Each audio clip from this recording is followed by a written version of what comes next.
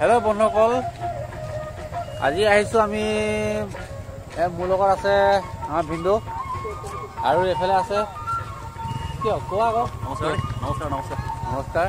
এইফালে আমি চাব যাম এই সোণালী জয়ন্তী বৰ্ষৰ আমাৰ অক্ৰেং আঞ্চলিক শ্ৰীকৃষ্ণ উপনীত হৈছোঁ আৰু সোণালী জয়ন্তী বৰ্ষৰ সাংস্কৃতিক শাখাৰ দায়িত্ব তথা সাংস্কৃতিক সম্পাদক হিচাপে কৰিছোঁ। এই সাংস্কৃতিক সম্পাদকৰ দায়িত্ব লৈ আমাৰ সাংস্কৃতিক অনুষ্ঠানৰ আৰম্ভ কৰি আছে। কালি সাংস্কৃতিক অনুষ্ঠানৰ আমি আমন্ত্ৰণ হিচাপে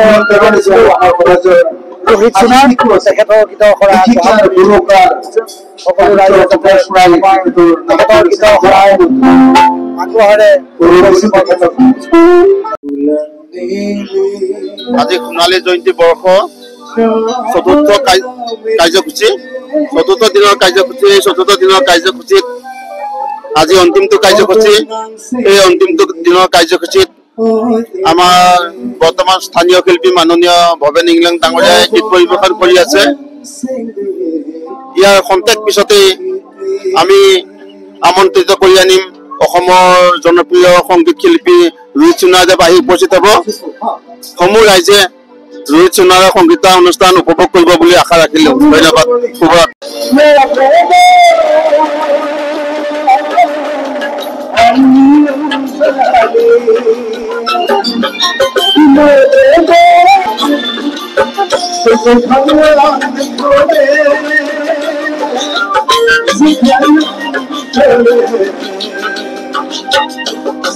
আপোনাৰ কি মন্তব্য? এটা ভাল লাগিব।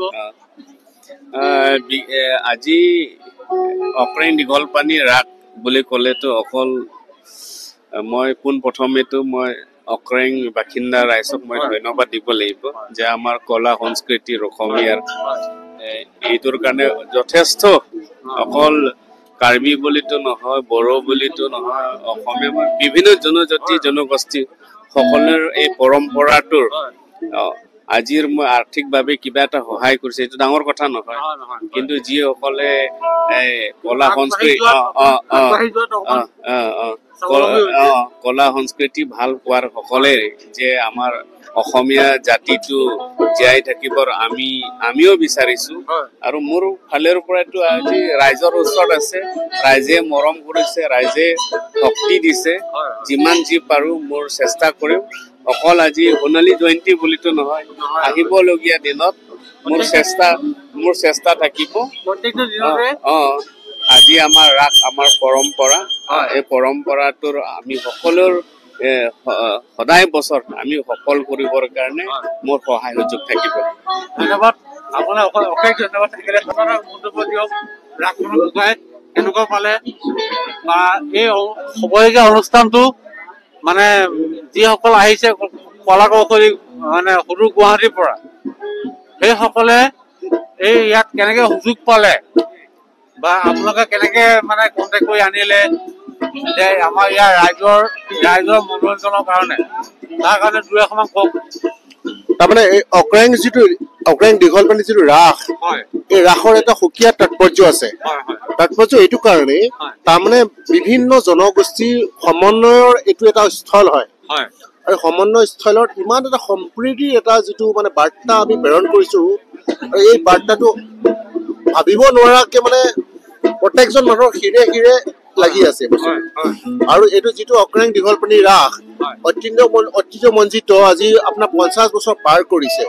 আৰু এই 50 বছৰ পাৰ কৰাৰ পিছত যিটো সমন্বয় ক্ষেত্ৰ আমাৰ ৰিতেশ সিং ডাঙৰীয়াৰ জনপ্ৰতিনিধি, তেখেতৰ অহোপুৰুষাৰ্থ বা ৰাইজৰ যিটো সহযোগিতা, এইটো অতিকে মানে আমি গৌৰৱ অনুভৱ কৰোঁ নিজে। মই এজন জনজাতীয় এজন মানুহ, আৰু এইফালৰ পৰা যিটো দেখিছো এই ঐতিহ্য সম্প্ৰীতিৰ যিটো বাতাবৰণ আমি ইয়াৰ পৰা প্ৰকাশ কৰিছো বা আমি এটা ৰিফ্লেকশ্যন আমি ঘটিছে, এইটো এটা অভূতপূৰ্ব এইটো বুজাব নোৱাৰা ভাষা একেবাৰে।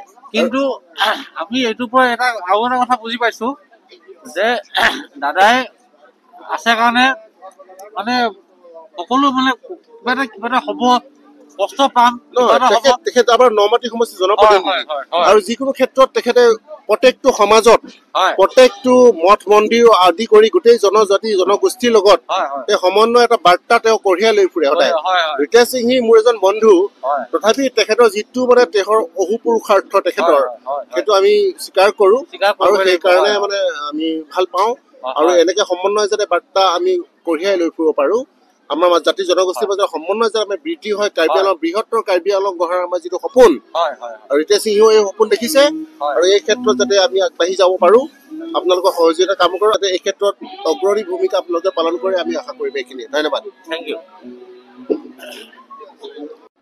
এনেকৈ আমাৰ এই অনুষ্ঠানটো জীয়াই ৰাখিব আমি চেষ্টা কৰিব লাগিব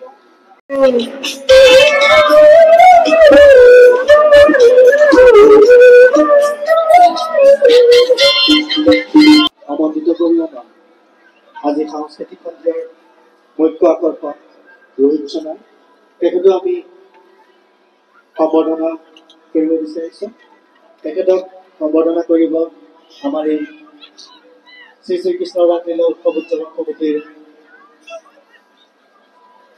সম্পাদক শ্ৰীযুত বিতেন মহিলাদেৱে লগতে তেখেতক আমাৰ যি সোণালী জয়ন্তী বৰা বেঙৰী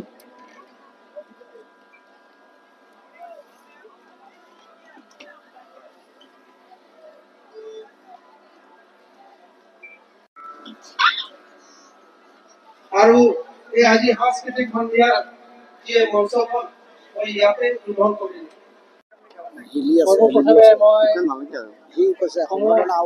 ৰাইজক নমস্কাৰ আৰু সেৱা জনাইছোঁ মঞ্চকো মই ইয়াৰ পৰাই সেৱা জনাইছোঁ সোণালী জয়ন্তী বৰ্ষৰ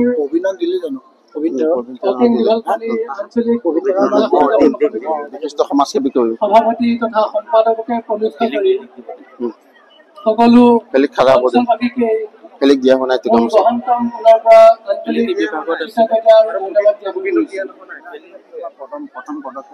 আজি বক্তৃতা দিয়াৰ কোনো অনুষ্ঠান নহয় তথাপিও যিসকল উঠি অহা প্ৰজন্ম তেওঁলোকৰ কাৰণে দুআষাৰ ক'বলৈ অধ্যয়ন কৰি আছে তেওঁলোকে যাতে আগত কোনো নিৰ্দিষ্ট ৰাখি অধ্যয়ন কৰে ঘৰখনকে ধৰি গাঁওখনৰ সকলোৱে উৎসাহ আৰু প্ৰবীণ বৰাক প্ৰবীণ প্ৰেৰণা সম্বৰ্ধনা অনুষ্ঠান যিহেতু গামোচা প্ৰদান কৰিছে ইয়াৰ আৰু মোৰ সৌভাগ্যৰ মানে ইয়াতকৈ আৰু বেলেগ সৌভাগ্য হ'ব নোৱাৰে মোৰ বাবে ইয়াকে কৈ মই মোৰ চবৰ বক্তব্য সামৰণি কৰিছোঁ ধন্যবাদ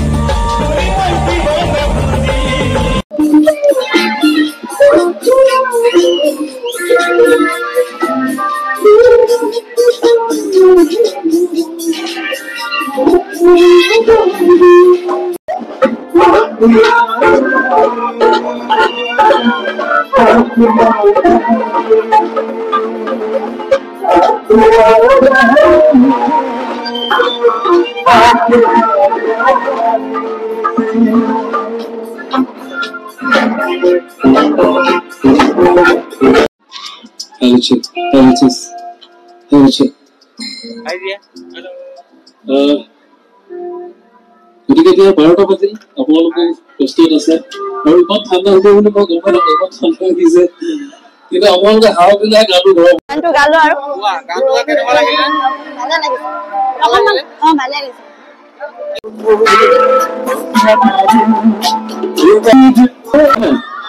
গতিকে আজি জুবিন দাই জনতা আপোনালোকে সেইকাৰণে দয়ৱতি এখন হেপী বাৰ্থডে যিবিলাক বেছিভাগ জোৰে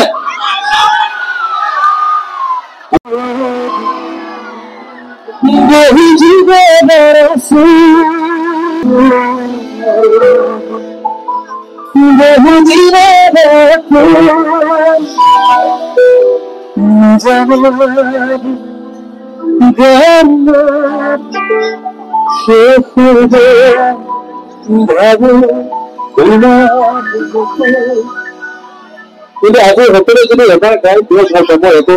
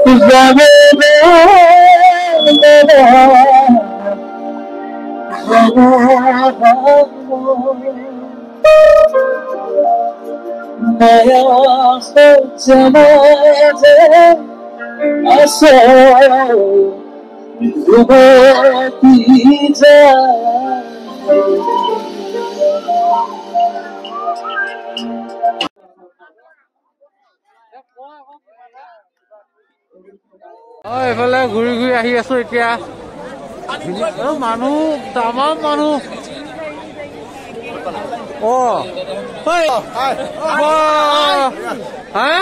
ক'ৰ পৰা আহিলি প্ৰগ্ৰেম চাব আহিলি